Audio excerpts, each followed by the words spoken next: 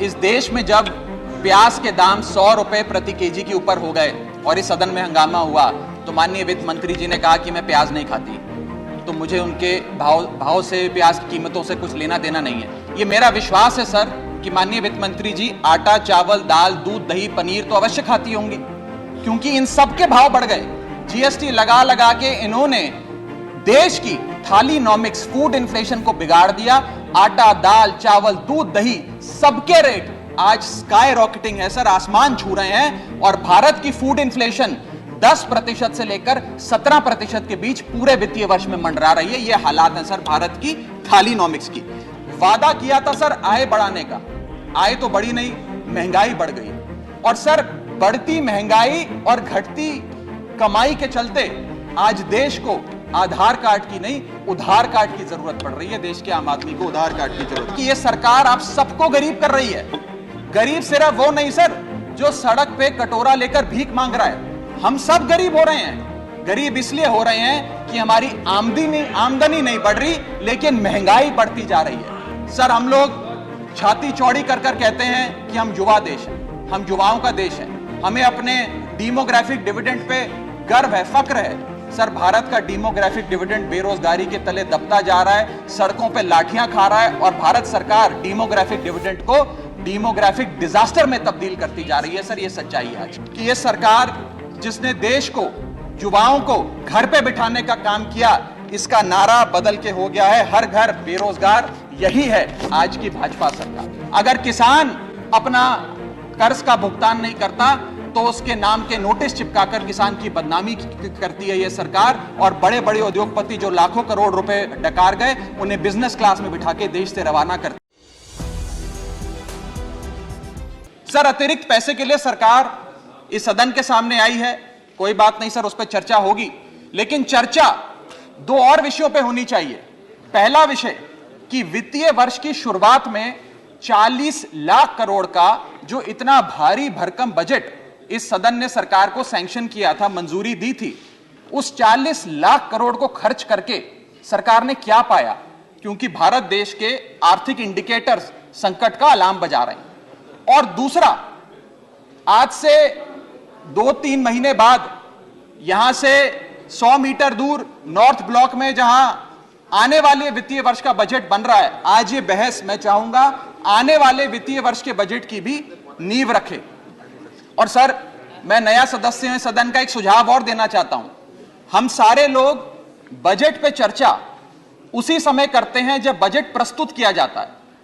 हमें सदन में 2 बार बजट पे चर्चा करनी चाहिए। एक बार जब बजट प्रस्तुत हो, और विंटर सेशन में 7-8 महीने बीतने के बाद कि उस बजट से देश को हासिल क्या हुआ, मिला क्या, कितनी नौकरियां मिली, क्या बेरोजगारी की दर है, कितनी महंगाई कम है।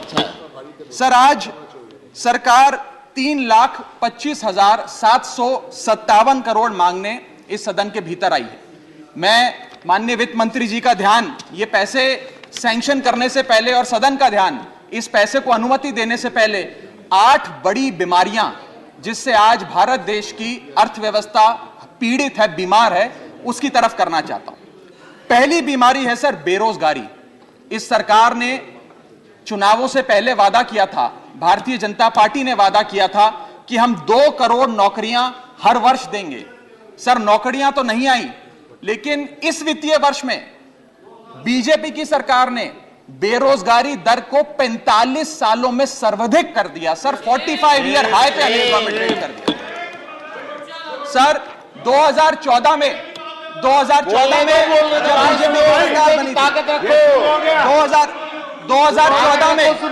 2014 में जब इनकी सरकार बनी थी, तब देश का बेरोजगारी दर 4.9% था।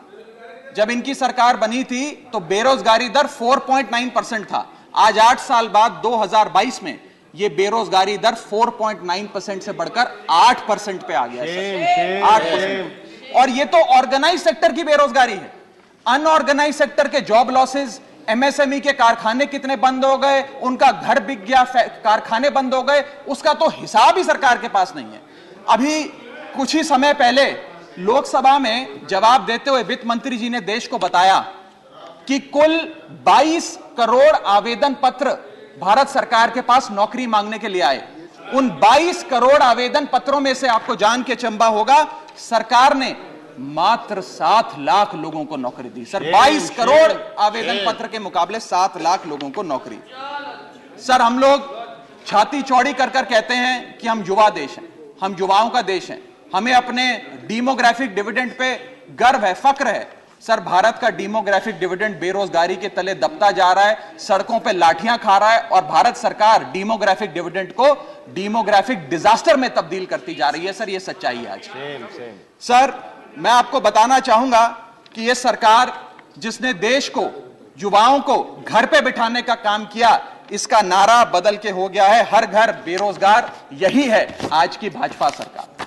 सर मैं दूसरी बड़ी बीमारी जो इस भारत की अर्थव्यवस्था को लगी है उसकी तरफ आपका ध्यान आकर्षित करना चाहूंगा। दूसरी बड़ी बीमारी है सर इन्फ्लेशन, यानी कि महंगाई। इन्फ्लेशन को कहा जाता है sir, inflation is taxation without legislation. वो महंगाई जो सरकार कानून लाए बिना जनता पे थोप देती है। सर आज भारत की महंगाई इस वित्तीय वर्ष में 30 सालों में सर्वाधिक थी सर, 30 ईयर हाई पे, जहां भारत की थोक महंगाई 12 से 15% के आसपास घूम रही है और खुदरा महंगाई 6 से 8% के आसपास घूम रही है। वादा किया था सर आय बढ़ाने का, आय तो बढ़ी नहीं, महंगाई बढ़ गई। और सर बढ़ती महंगाई और घटती कमाई के चलते आज देश को आधार कार्ड की नहीं, उधार कार्ड की जरूरत पड़ रही है। देश के आम आदमी को उधार कार्ड की जरूरत है। वाह वाह वाह। और सर आज इस बहस को सुन रहे भारत देश के करोड़ों लोगों को मैं कहना चाहूंगा कि यह सरकार आप सबको गरीब कर रही है। गरीब सिर्फ वो नहीं सर जो सड़क पे कटोरा लेकर भीख मांग रहा है, हम सब गरीब हो रहे हैं। गरीब इसलिए हो रहे हैं कि हमारी आमदनी नहीं बढ़ रही, लेकिन महंगाई बढ़ती जा रही है। सर मैं उदाहरण देता हूं, एक शख्स जो 20,000 रुपए महीने के कमाता था और 18,000 रुपए खर्च करता था, वो महीने का 2,000 रुपए बचाता था। आज उसकी आमदनी 20 की 20 है, 20,000 है, लेकिन खर्चा 18,000 से बढ़कर 25,000 करोड़ हो गया। यानी कि 20,000 की आमदनी, 25,000 का खर्च, 5,000 रुपए की नुकसान का खामियाजा का कर्जा देश का एक एक आदमी भुगत रहा है। सर मैं बताना चाहूंगा, सुनिए मेरी बात ध्यान से। जब 2014 में महंगाई का आलम देखिए सर, 2014 में जब यह सरकार बनी थी तो पेट्रोल 55 रुपए प्रति लीटर पे बिकता था, आज पेट्रोल 100 रुपए प्रति लीटर पे बिकता है। डीजल 45 लीटर पे बिकता था, 45 रुपए प्रति लीटर, वो डीजल आज 90 रुपए प्रति लीटर पे बिक रहा है। सर एक गैस का सिलेंडर 400 रुपए का मिलता था बाजार में 2014 में जब इनकी सरकार आई थी, आज वो गैस का सिलेंडर 1100 रुपए का हो गया सर, 1100 रुपए का। दूध 1 लीटर 36 रुपए का मिलता था, दूध आज 60 रुपए प्रति लीटर हो गया है। और सर सीएनजी 40 रुपए प्रति यूनिट प्रति केजी मिला करती थी, आज वो सीएनजी 80 रुपए प्रति यूनिट मिलती है सर। इस सदन में सर जब प्याज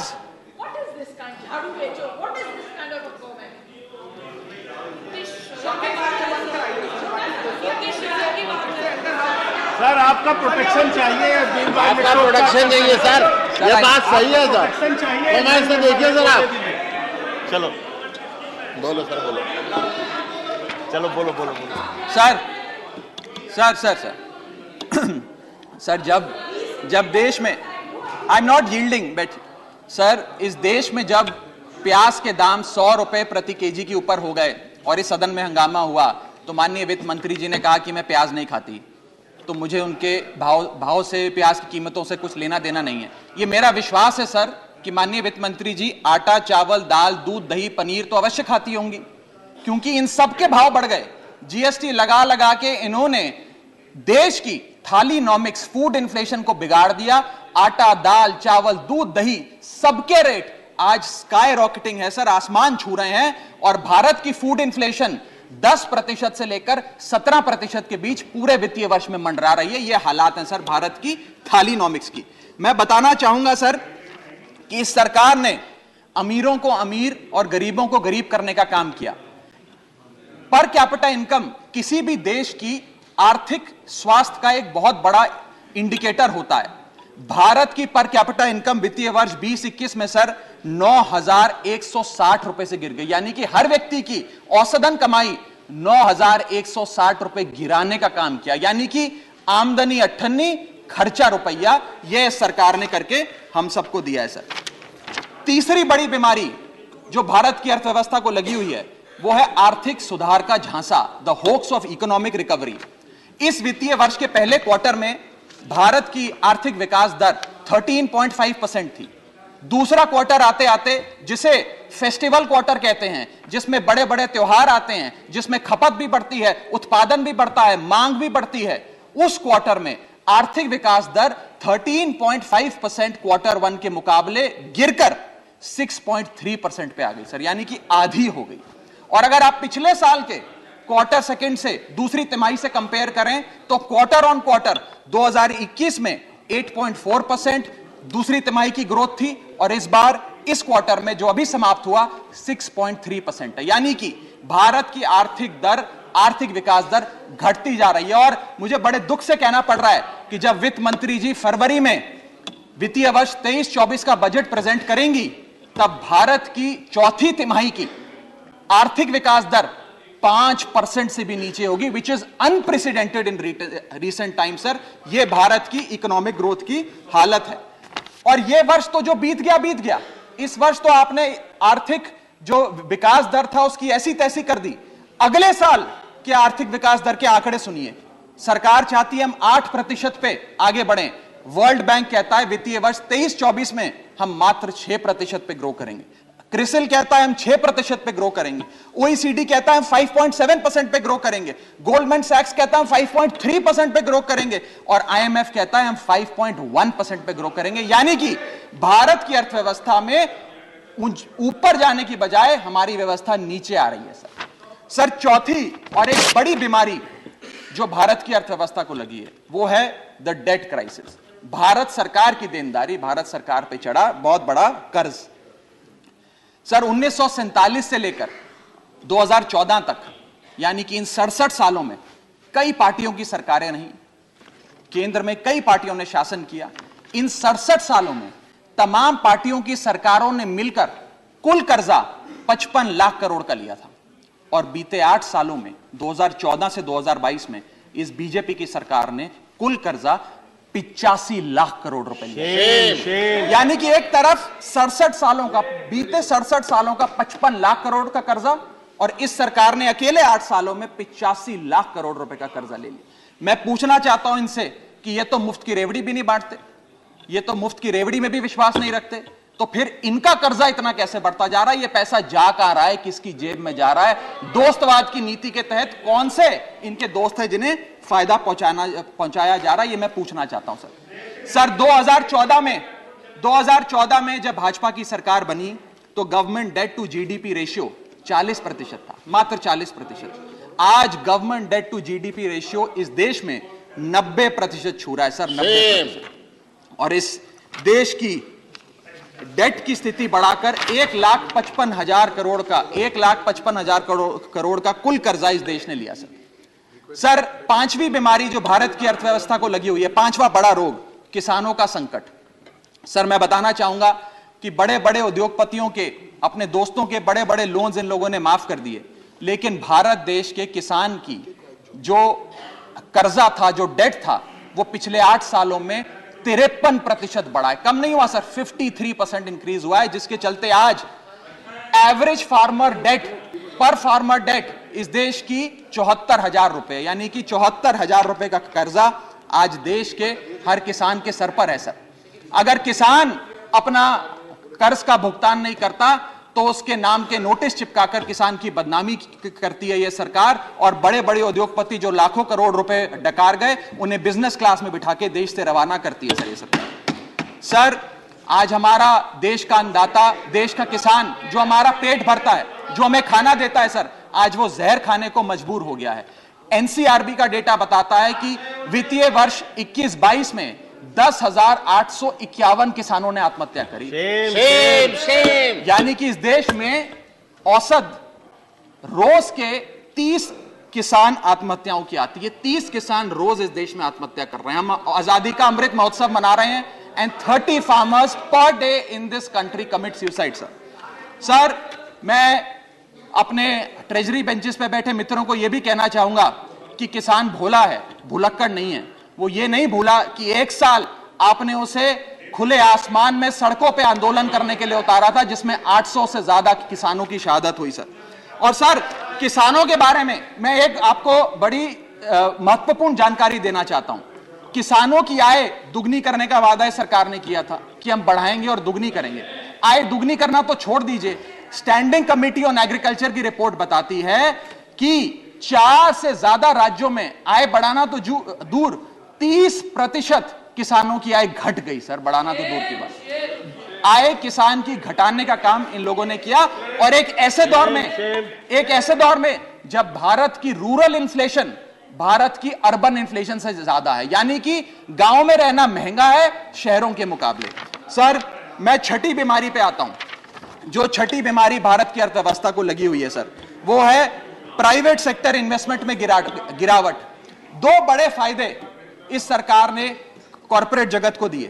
पहला, कॉर्पोरेट टैक्स कम करके 30% से घटाकर 22% कर दिया, जिसमें 1.5 लाख करोड़ का फायदा 1.5 लाख करोड़ का फायदा कॉर्पोरेट्स को दिया और सरकार का हर साल का 1.5 लाख करोड़ का नुकसान कराया। और दूसरा बड़ा फायदा, अपने दोस्तों के उद्योगपतियों के पिछले 5 वित्तीय वर्षों में 10 लाख करोड़ रुपए राइट ऑफ कर देने, वो माफ कर देने। ये 2 बड़े फायदे उन्होंने, रियायतें